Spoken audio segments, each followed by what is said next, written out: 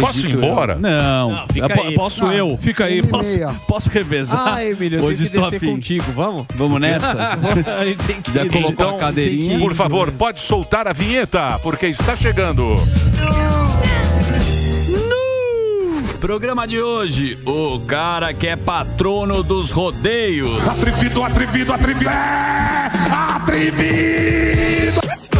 Vice-presidente nacional do PL e deputado federal por São Paulo, Capitão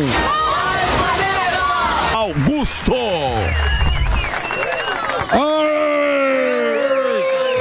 Muito obrigado, presença ilustre nesse programa.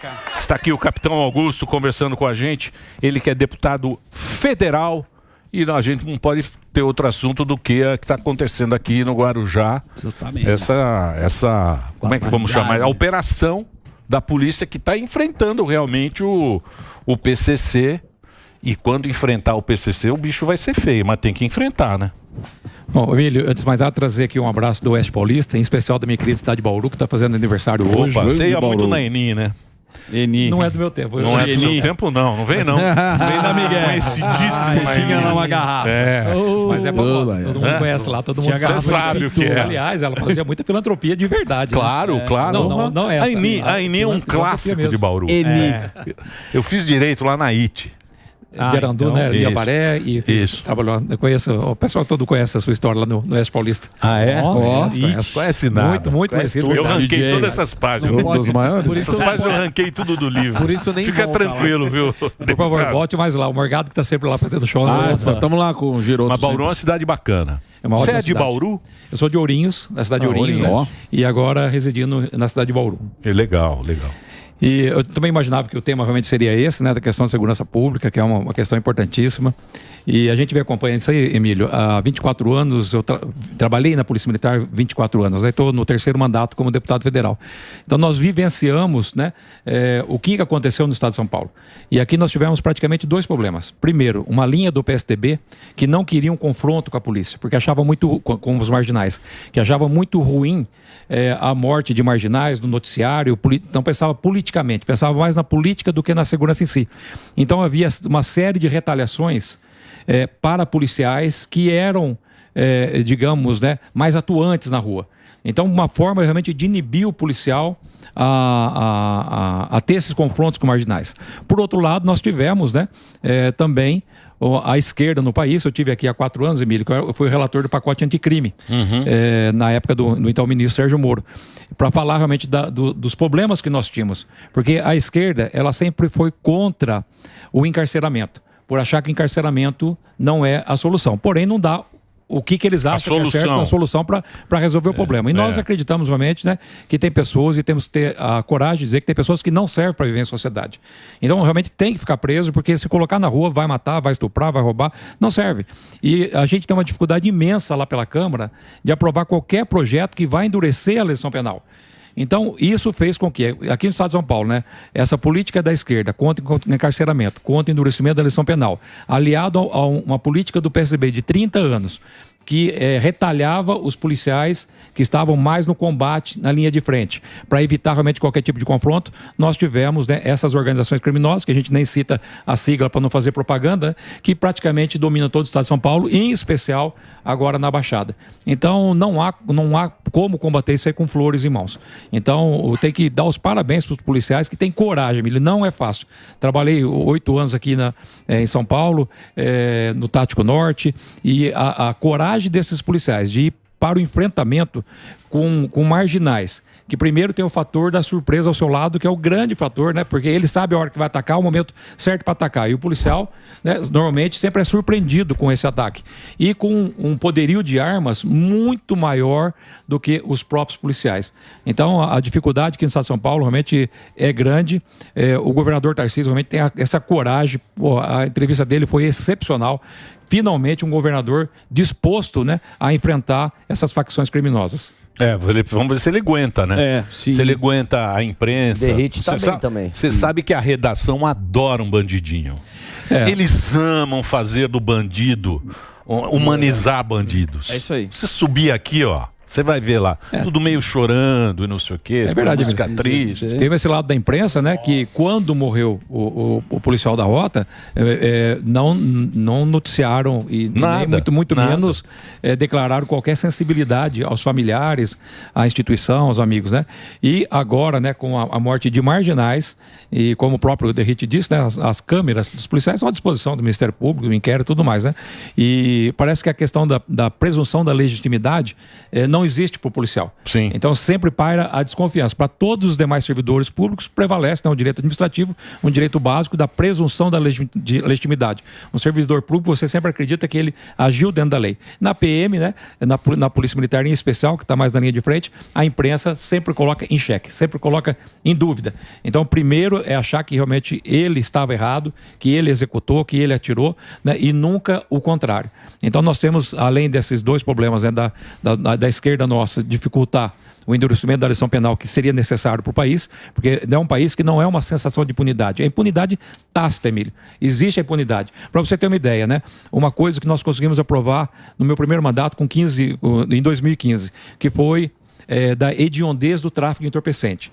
Então, se você prendesse uma pessoa que está trazendo 10 quilos de pasta de cocaína, tráfico internacional, então ele começaria com 15 anos em suscetível de graça, 15 anos em regime fechado. E a duras penas, mesmo com a esquerda contrária, nós conseguimos aprovar no Congresso essa emenda constitucional. Não precisava de sanção presidencial porque é emenda constitucional. Porém, o Supremo Tribunal Federal considerou que é inconstitucional esta emenda que foi aprovada na Câmara e no Senado. E hoje tem uma votação que eles podem liberar o porte de droga para uso pessoal. Vai pro STF. Sami, praticamente já está liberado, posso até falar isso aí, porque hoje não há punição para quem está portando droga. Aí, maconheiro. E aí, a questão do tráfico entorpecente, hoje, se pegar uma pessoa com 100 quilos de pasta pura de cocaína entrando no Brasil, essa pessoa não vai ficar 1 ano preso, 2 anos preso, não fica. Então, o negócio está dando uma ideia boa pra gente. Para ganhar dinheiro, né? Deixa eu só fazer um break para nossa rede. O Capitão está aqui com a gente, o Instagram, @CapitãoAugustoOficial. Entra lá para acompanhar o trabalho e o Twitter, Capitão Augusto _. Eu vou fazer o break rapidinho para a rede Jovem Pan, a gente continua com o papo aqui. Pode rodar, o Reginaldinho. Ô, deputado, e assim, a gente encontra muitas pessoas assim na rua e sempre parece que a grande parte da população apoia a questão do endurecimento das leis, etc. Como é que faz para mudar essa questão? Porque tem a questão legislativa do senhor ali na Câmara e também a mentalidade da população, que como o Emílio disse, tem essas que adoram o bandido. Mas acredito que a grande maioria dos brasileiros são a favor de penas mais duras. Qual é a maior dificuldade? Mostrar a realidade pro brasileiro, mudar a mentalidade dessas pessoas ou conseguir aplicar leis lá na Câmara? Porque senão, se não consegue aplicar a lei lá na Câmara, como é que vai mudar essa situação do crime? O problema está na legislação. A nossa legislação que é extremamente branda. Então nós temos uma dificuldade muito grande nisso. Para mudar a legislação, você tem que mudar a Câmara e o Senado. E o Kim Paim acabou de falar e ele falou com toda razão. É verdade aquilo lá.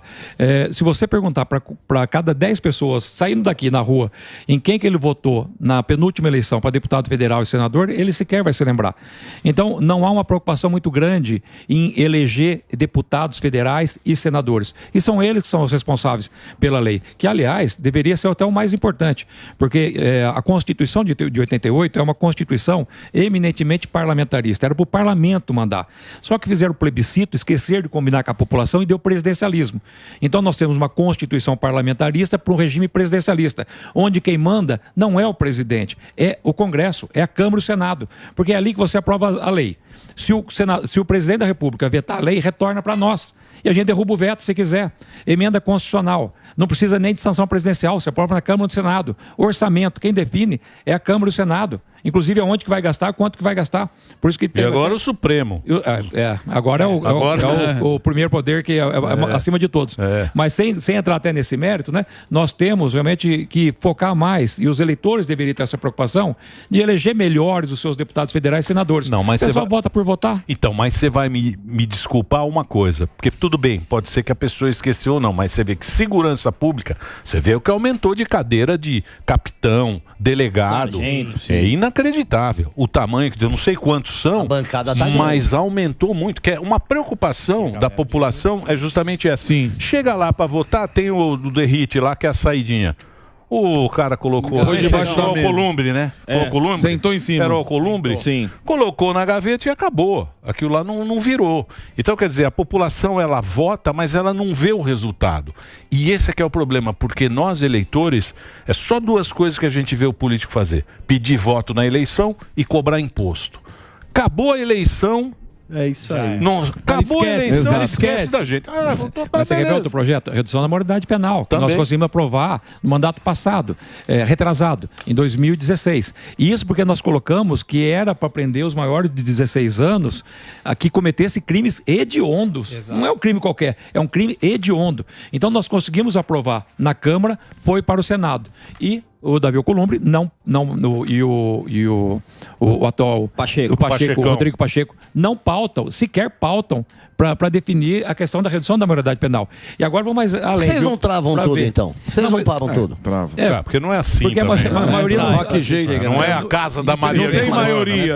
Mas eles fazem virar uma casa da mãe Joana. Responde à altura. Não é assim. Mas, para ter uma ideia, agora foi aprovado uma nova regulamentação no regime interno, tanto da Câmara como do Senado, que na Câmara, depois de 2 mandatos, vai para gaveta e arquiva-se definitivamente. Então, se nós não aprovarmos a redução da maioridade penal neste mandato, já ela fica extinta. Teria que votar tudo de novo, montar uma comissão especial, aprovar na CCJ, aprovar no plenário da Câmara com 308 votos em primeiro e segundo turno, ir para o Senado de novo na CCJ. Então, para ver a dificuldade que nós temos em conseguir aprovar projetos que vai realmente endurecer a eleição penal. Então, a resposta para isso aí é os eleitores escolherem melhor seus deputados federais e senadores. Mas o senhor fala isso aí de escolher melhor, o senhor como vice-presidente nacional do PL, né, sabe muito bem que o PL aí tem uma racha. Então, o presidente Bolsonaro, ele foi pro PL, então fica meio que os deputados que vêm para o PL são deputados que são aliados ao presidente e a ideologia da direita. Só que a gente viu aqui que tem nomes do PL que recebeu mais de 150 milhões de emendas, ou seja, mais do que a própria base do governo, e era para ser oposição. Como que vocês do PL veem isso daí? Então, Morgado, na verdade, a imprensa está plantando isso aí para tentar gerar uma discórdia dentro do PL. Mas é mentira? Esse recurso está sendo pago agora foi indicado na gestão do Bolsonaro. E não foi liberado nada pelo governo atual? Emendas impositivas. E nada feito pelo governo atual? O que é emenda impositiva? Impositiva que o governo tem a obrigação de pagar. Tá. Então, nós impomos... Ele divide isso pelos partidos? Cada deputado federal tem 36 milhões de emendas impositivas por ano. A gente impõe o orçamento. Então, este ano, eu faço indicação para os municípios, entidades receberem no ano que vem. Então, esse recurso que está vindo, e é óbvio que do PL acaba sendo um montante maior, porque o PL era a base do governo. Certo. Então, isso aí foi indicado do governo Bolsonaro e, obrigatoriamente, o Lula tem que pagar agora. Mas e a turma está colocando como se estivesse subornando os deputados federais do PL. E a turma que votou a favor, votou junto com o governo? Então, aí nós temos essa questão. Porque aí você fala assim, eu voto no cara, mas o cara vota com o governo, ele vota o contrário do que eu queria que ele votasse. Votou para ser oposição. E aí, como que o PL faz com isso daí? Então, Morgado, essa questão, vamos falar da reforma tributária especificamente que está falando. Eu votei contra a reforma tributária e 20 deputados do PL votaram a favor. Mas é assim, nós somos conservadores. Então, todas as pautas que são relacionadas aos conservadores, que seja direito à vida, à liberdade, a questão da segurança, tudo isso, obrigatoriamente, tem que votar com o partido. A pauta econômica, que é do Samidana, não é uma pauta dos conservadores. Mas teve, uma entrevista do presidente do PL, do Valdemar da Costa Neto, em que ele falou que o Bolsonaro cometeu um erro de comunicação e que o PL poderia rever a posição ficando a favor e orientando os senadores e posteriormente, os deputados. Como que está essa questão? Parece que o Bolsonaro não está assim. Então, nessa questão da reforma, sabe, até o próprio Bolsonaro, na reunião que nós tivemos lá com toda a bancada em Brasília, ele falou com todas as letras, pessoal, nos partidos que eu estive, eu sempre votei contrário ao partido, nunca tive retaliação, sabe? O pessoal respeitava a minha posição. Então, não acho coerente fechar a questão numa questão que não é da direita, que é uma questão econômica. Não é uma pauta dos conservadores, não é uma pauta da direita. Então, não fechou a questão. Quando fecha a questão, obrigatoriamente você tem que votar de acordo com o partido. Mas a pauta da direita é só essa questão de aborto, isso? A economia não tem a pauta da direita e da esquerda? Tem. Nós temos diferente? Nós temos várias, digamos, linhas na área do conservadorismo, que é a questão da economia, a questão da liberdade de imprensa, a questão do direito à vida, contra o aborto, a questão do endurecimento da legislação penal, na parte de segurança. Isso aí são as pautas realmente dos conservadores. Quando se trata da economia, né, inclusive a questão da simplificação da reforma tributária e redução dos tributos, é uma coisa que é a direita que sustenta isso aí. Né? Tanto que o próprio governador Tarcísio foi favorável. Então, achou-se por bem não fechar a questão e recomendar o voto contrário. E eu votei contrário. E 80 deputados federais votaram contrário, mesmo sem fechar a questão. Então, o partido continua com a sua unidade. Mas algumas questões em si, né, fica realmente difícil. Porque não teve um debate amplo nessa questão aí da tributação. Não foi que nem a reforma da Previdência. Foi muito rápido. Foi muito rápido, foi muita grana liberada. 9 milhões. Mas bota rápido nisso, Me ajuda aí, até velho. pra ir pro, Então, pro Cruzeiro do Wesley, Safadão. Pra você fazer uma coisa rápida desse jeito, você acha que foi boa? Por isso que eu votei contra, Então. Morgado. Mas, Daniel, não é questão de ser rápido, é muito rápido, porque o texto final foi apresentado 8 horas da noite. Exatamente. E caro.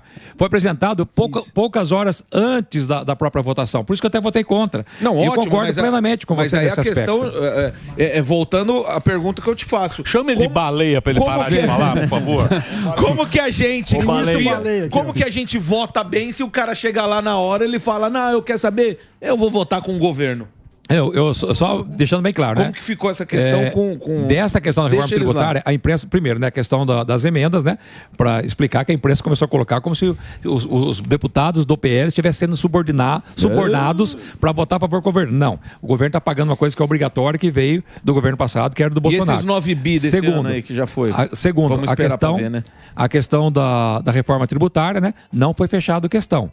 Então deixou-se em aberto para os parlamentares, o próprio Bolsonaro, o presidente Valdemar Costa Neto, falou, olha, a gente recomenda-se que vote contra, mas não vamos fechar a questão para obrigar o pessoal a votar contra, e por isso nós tivemos 20, né, que acabaram votando a favor da reforma tributária. Então vamos reforçar o que o senhor falou. Presta atenção em quem que você está votando. Presta atenção que você está votando direito. É o seguinte... Esse negócio da reforma aí foi complicado mesmo, porque eu achei que faltou discutir com a sociedade. Lógico. Faltou dos dois lados. Transparência. Agora, tem algumas pautas, também não tem que ser contra tudo. Se a pauta é boa, lógico. Sim. Pode vir do PT, Claro. do PSOL e não sei o quê. E a gente também tem que falar, não é porque... Não é porque não é jogo exato, lógico que não. Mas tem que ser discutido. Não, nessa questão tem que ser discutido. Se a pauta é boa... O povo... Se é boa, beleza. A reforma tributária ela é boa, mas foi muito rápido. Tá maluco. Não, o que eu acho é que tem que convencer o outro. A função deles lá é convencer. Sim. É convencer. Eu, por exemplo, achei que... Eu acho que vem na gente. Vai vir um nabo. Vai vir. Porque agora, se você pensar bem, isso foi só em cima do consumo. O problema é na renda. O problema é que agora vem lá o nosso querido Jaiminho, ele vem na renda. E vem que vem. E vem que vem. Aí ele vai taxar a renda e vai chamar os milionários, quem ganha 7 pau por mês. Ué. A família que tiver 7 pau por mês é super rico no Brasil. Ué, você não lembra que eles acabaram com a miséria falando que era a classe média quem ganhava R$300 por mês? Isso que é 2012, então, 2015? esse que é o negócio, porque entrou a... Mas aí eu não sei também como é que vai ser lá, como é que Mas vocês é vão o... ver. R$300. Quem manda no partido, a gente sabe muito bem. Não é o Valdemar? O Valdemar que manda no partido e acabou. Manda mais ou E menos ele tá também. falando que o partido não tá rachado aqui, né, capitão? Isso não está. Mas a prefeitura de São Paulo teve uma racha. O Nunes Parece que vai ter um apoio agora. E o Salles também, desceu o cacete em você. O Nunes estava com o calcinha. Tava lá com o calcinha. Lembra do Bolsodória, que depois faz a flexão importante? O Nunes estava com o calcinha, vai fazer o programa aqui? Vai ser. De frente com o calcinha. De frente Importante. Todo dia, meia-noite. Mas voltando para essa discussão da Prefeitura de São Paulo, para que lado que vocês vão e o que vocês acharam da história do É muito Salles? cedo ainda, né, para fechar a questão agora já com candidaturas. O que nós estamos fazendo é preparando o partido, preparando a direita conservadora do Brasil para eleger o maior número de prefeitos. O PL, só o PL, a gente quer eleger 1.000 prefeitos no Brasil. E no estado de São Paulo, no oeste, digamos, né, no sul e sudeste, aonde não tiver eleição no segundo turno, a gente tem uma grande chance de conseguir emplacar os nossos candidatos já no primeiro turno e conseguir eleger prefeitos. Mas, por enquanto, a gente só está afiliando e vendo os pré-candidatos. Aqui no estado de São Paulo, uma cidade de São Paulo, uma prefeitura desse tamanho, não dá para fechar a questão agora. Então tem que aguardar, muito cedo ainda. Nós estamos em julho. Mas já deram sinal agora. Não?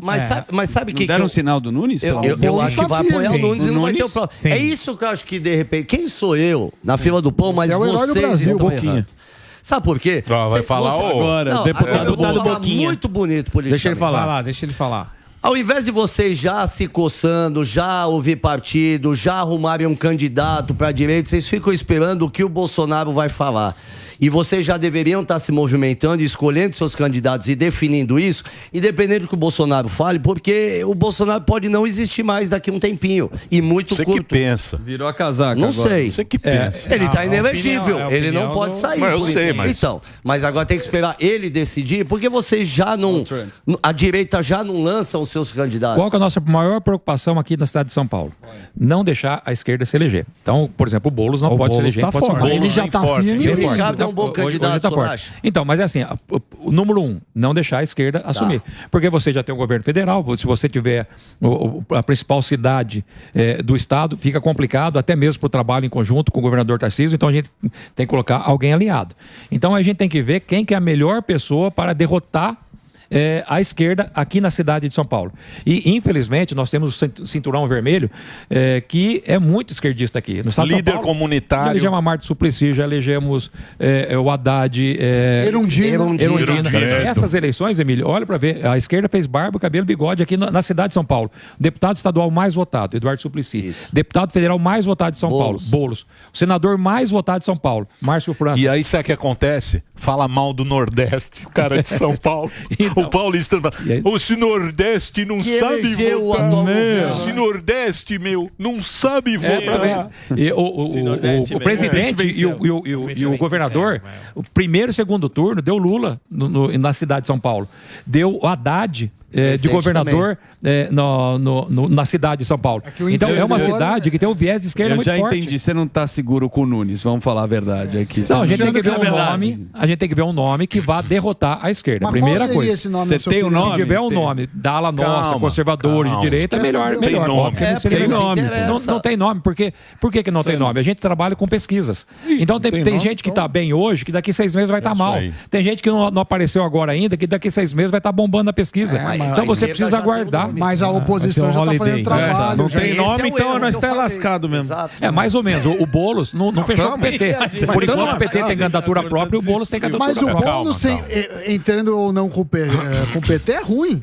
Porque ele já é o líder das pesquisas. Isso. Se ele for sair pelo PT ou outro, eu não quero ele de forma Faz o alguma. Não vem não, que você acaba fazendo L embaixo do Não, bolo. faz o B de Não, eu vou Boulos. contar quem fez o L. Conta aí, Samir. E quem tem parentes que fez o L.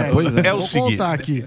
O que acontece, o que manda é a pesquisa. Sim. Saiu a pesquisa, você viu a pesquisa? Saiu. O Lula ganha de todos. Isso, mundo ganha do junto. Tarcísio.